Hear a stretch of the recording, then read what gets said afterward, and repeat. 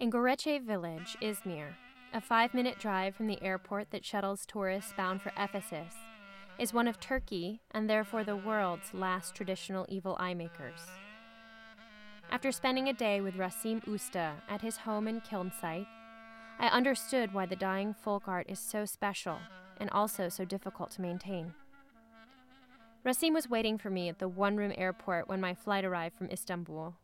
He doesn't speak a word of English, but held a sign with my name, copied from the text message sent by Serhan Gongor, a world-class Turkish tour guide and friend of my mother's who made the introduction. Rasim gestured me to follow. In the parking lot out front, Rasim's 40-year business partner, a fellow kiln master, met us with a station wagon. Driving through Gorece Village, just minutes from the airport, is to rewind time in Turkey. One man was herding his goats through the narrow streets, while others sat out on the steps, drinking raki, smoking, and playing Turkish rummy. A trail of signs with an evil eye mark pointed the way to Rasim's house. I knew we had arrived when I spotted the blue glass eyes cemented into the wall. The house where Rasim lives with his wife, 3 children, and a grandchild also serves as the showroom for his glass creations, which hang from the twine on clotheslines in the courtyard. Rasim gestured for me to take a look at the finished glass, visit the goats out back, and watch his partner at work in the kiln room while his daughter finished making lunch. Wandering among a menagerie of glass baubles, I enjoyed Rasim's style of taking the traditional eye design and stretching it into his own creations and interpretations. Glass fish, hand-blown mini beads to adorn, striated colors pushed together in a molten art, and of course the classic round blue eye. The glass was clearly shaped by hand, making each one distinctive, the markings unique. The evil eye is a central symbol in Turkish superstition, religion, and culture, and has become one of the most popular items among tourists. Calling the blue charm the evil eye is a bit of a misnomer, really, since its purpose is really to ward off malintentions and jealousies of the evil eye. Most of the ornaments bought by tourists today are mass-manufactured and lack traditional elements once believed to make them effective.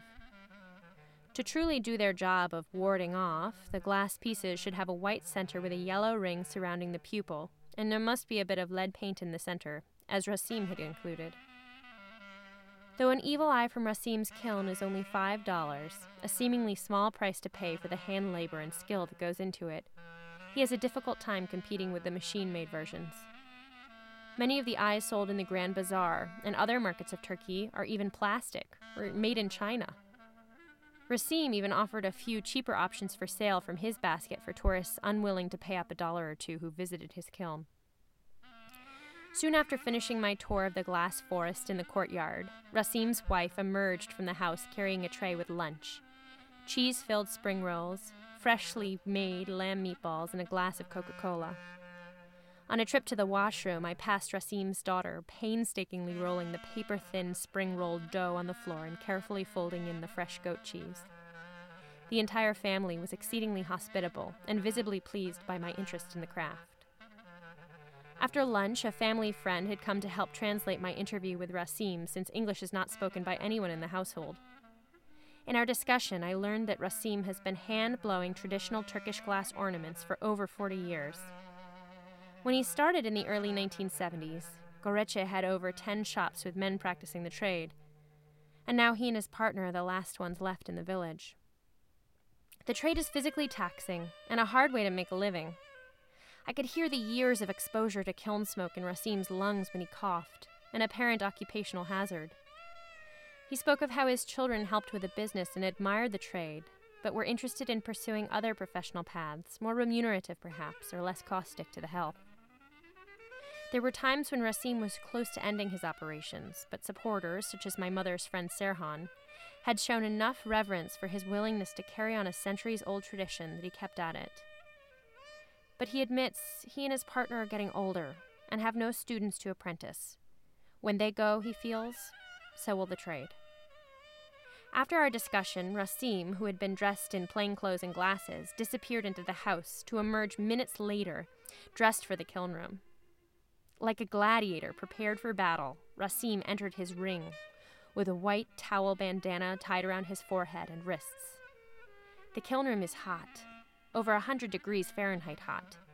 So hot that the plastic on my camera started to soften as I shot film footage of the process. Never have I seen such a masculine, primal ritual result in such a delicate, decorative folk art. Rasim showed me how he would push mounds of white recycled glass into the center of the kiln, mixing crushed colored stone as pigment. Once the mound was fully molten, he would stick a poker in to collect a glowing lump of glass.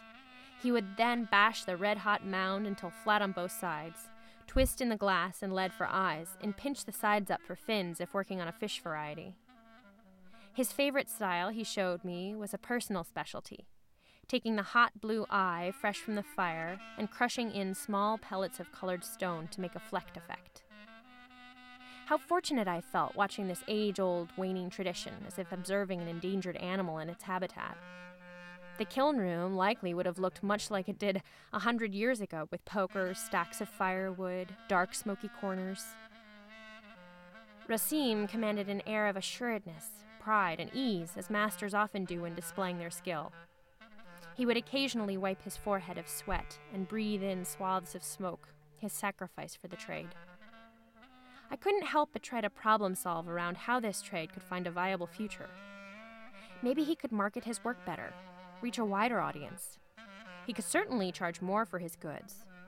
It's such an interesting and authentic story for the right niche consumer.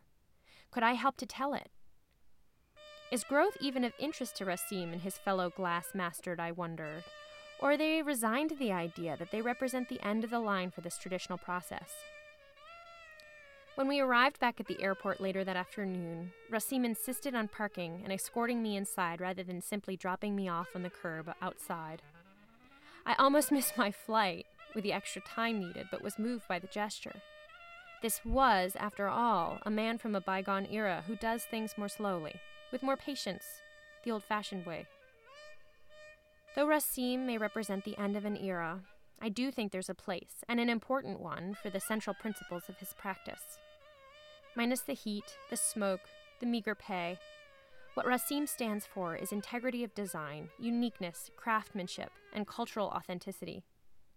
His story is certainly worth cataloging for historic record, but more importantly, should be referenced as a younger generation of artisans works to modernize the heritage arts in Turkey. The handmade evil eye couldn't be a more symbolic place to begin, and Rasim Usta will be an invaluable resource for anyone up to the challenge.